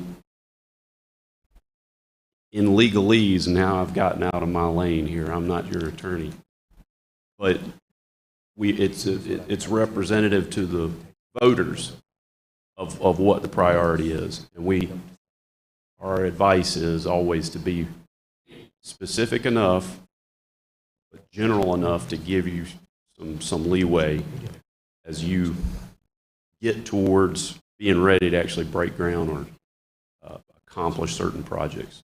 Let staff and board make a determination as you get closer to actually going into debt. Now, Next question. When is the public going to be notified that we're going to try this up in March, you know? Because I know voting today, it was something to have to stand there and read all the amendments and stuff like that. And for myself, I don't read that fast. So I didn't know if the public was going to be notified of stuff like this here, then, you know, that this is coming up. So about 5 weeks out from the election. Oh, okay. We'll put have time to study it. We'll put a call a special election in the paper, which looks exactly like it. Oh, okay. And then the next week, once a week, for each week leading up to the election, we'll post the notice of election that's attached to Exhibit A in the paper. So we don't have a paper. So you want to educate the public. So as soon as this is, that's got the other thing. internet. So, 3-month or so window, and assuming y'all want to proceed in March, then they can be like a splice campaign that we can talk about more. Bill and Frank, I know, have got ballot question on the website. Yeah. Well, and I didn't want it to slap somebody in the face, Right. Whenever you go in March to vote on something like this here, I'm not into shock. No, ma'am, you're required to give them this notice on page 5 of that handout. Georgia law requires that we not cut them off guard, that we give plenty of time for them to see what's going to be asked to be approved. Y'all need to get Miss Jenkins out there to campaign for it. Say, show the love.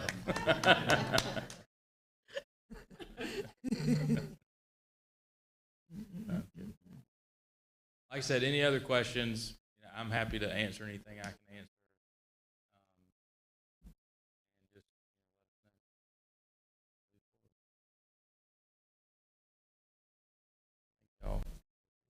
Thank you. All right.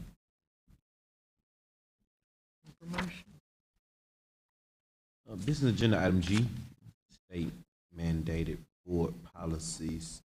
First reading, information item being presented by Attorney Shannon Hill. Policy A, B, and C. Good evening again, Chairman Harris Proceed. and members of the board. Dr. Bullard, we have 3 policies up for first reading this evening. These policies will now, after we review them, be placed on the district's website for a period of 30 days to receive comment from the public and from you, the board members. we will take this matter up again in December for final reading.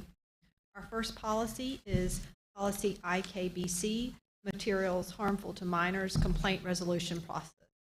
The Georgia legislature recently passed Senate Bill 226, which creates new code section, OCGA section 20-2-324.6, entitled Complaint Resolution Policy, Materials Harmful to Minors.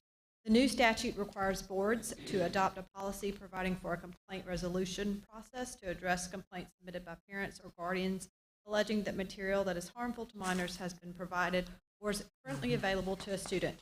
This policy must be adopted by January 1st, 2023. Policy IKBC, Materials Harmful to Minors Complaint Resolution Process, is similar to the model policy proposed by the Georgia School Board Association. Additionally, school principals here in Twiggs would be required to notify the Assistant Superintendent of Teaching and Learning if they receive a complaint under this policy. Chairman Harris, may I proceed to the next? Our next policy up for first reading is policy JRB, Parents' Bill of Rights. House Bill 1178 was recently passed by the Georgia legislature, and it requires boards to adopt policies and regulations that promote parental involvement in public schools and provides for a process by which parents are given access to certain information regarding their child. House Bill 1178 amends OCGA section 20-2-786 to add the Parents' Bill of Rights. Policy JRB, Parents' Bill of Rights, is similar to the model policy proposed by GSBA. Minor changes are made to the policy before you to make it consistent, policy JRB, consistent with other school system policies. Our final policy up for first reading tonight is policy IEDA, unstructured break time. And this policy IEDA is revising a current policy that you guys have, but it's we're doing it in compliance with recent legislation that was passed on unstructured time. That was found in House Bill 1283, and it provides for recess for students in kindergarten and grades 1 through 5. This law, which revises OCGA section 20-2-323, states beginning in the 22-23 school year, each elementary school shall schedule recess for all students in grades K through 5 every school day. However, recess is not required on any school day in which a student in grades K through 5 have participated in PE, or there's inclement weather, or there's some situation that's outside of the teacher's control. OCGA section 20-2-323 is further revised to require the board to establish written policies allowing or prohibiting unstructured break time for students in grades 6 through 8. If the board wants to continue to allow one or more structured break times, they do have to make some decisions regarding the guidelines for that. And I'll work with the administration, and the draft version of policy IEDA provides that breaks may be withheld from students for disciplinary or academic reasons if prior notice is provided to the student. Additionally, policy IEDA also includes a statement that decisions to withhold breaks cannot be inconsistent with a student's IEP or 504 plan. Finally, after this policy is adopted by the board in December, we do have to publish a final version of this policy to the State Board of Education. Any questions on these policies?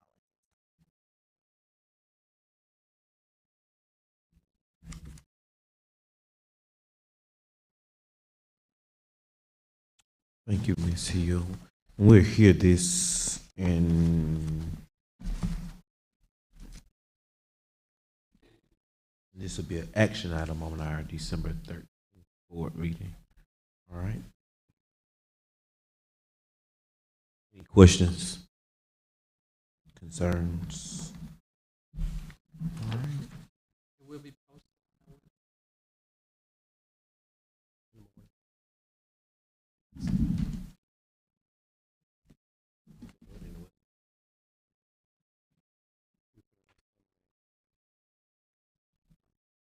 All right. Dr. Bullard, have we exhausted our business agenda for tonight's meeting? Yes, sir. All right. Seeing we have no further discussion on any of our business agenda items, I have a motion to exit public session and enter into executive session. Motion's been probably made by Ms. King, by Ms. Blackshear. I have a second. Seconded by Ms. King. Any discussion? No discussion. Everybody saying aye, raising your hand if you accept this motion to exit public session and enter into executive session. Aye. No opposes. That motion carries unanimously. We're now in executive session. Thank you.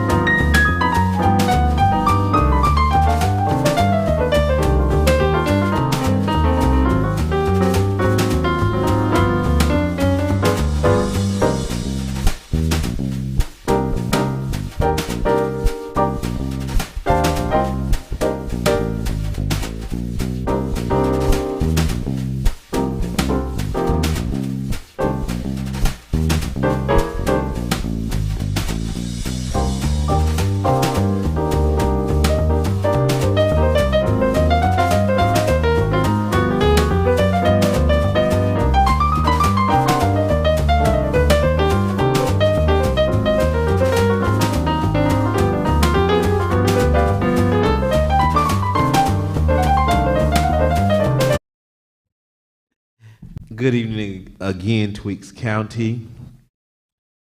Thank you for a productive executive session, board members and superintendent. At this time, I'll ask for a motion to exit executive session and enter into public session. I'll make that motion. Motion's been made by Ms. Stokes. May I have a second? Seconded by Ms. Blackshear. Any discussion? No discussion. Everybody saying aye. Raise your hand. You accept the motion to exit executive session. Aye. Any opposers? No opposed. That motion carries unanimously. We have concluded our business for tonight's meeting, November 8th, 2022. Superintendent recommendations have come before us tonight to accept resignation and a retirement. May I have a motion to accept the superintendent's recommendation for retirement of EID 276 and accept the resignation for EID 3392? Motion been properly made by Ms. Blackshear that we accept the superintendent's recommendation for retirement and resignation. May I have a second? Seconded by Vice Chair Ross. Any discussion? No discussion. All by saying aye. Raise your hand if you accept the motion for superintendent's recommendations. Aye. Any opposers? No opposed. That motion carries unanimously. Dr. Bullock, does that conclude our executive session summary? Yes, sir. Mr. Chair, concludes our executive session. All right. May I have a motion for adjournment? I'll make that. Motion probably made by Ms. Stokes. May I have a second? Seconded by Ms. King. Any discussion? No discussion. No by saying aye. Raise your hand. You accept the motion for tonight's adjournment. Aye. Any opposers? No opposed. That motion carries unanimously. Good night, Tweaks County.